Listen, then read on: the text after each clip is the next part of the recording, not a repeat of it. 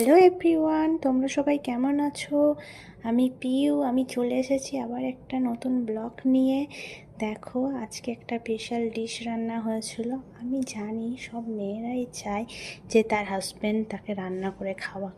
আমার হাজব্যান্ড একটু চিকেনটা খুব ভালোই করে, এছাড়াও অন্যান্য রান্না খুব ভালোই করে।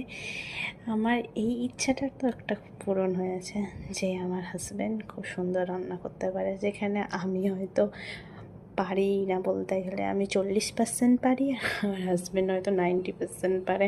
আমি তো আগে কিছুই করতে পারতাম না, এখনও পর্যন্ত আমি পরোটা যা করি যেন মনে হবে কাউকে মারলে মাথা ফেটে যাবে।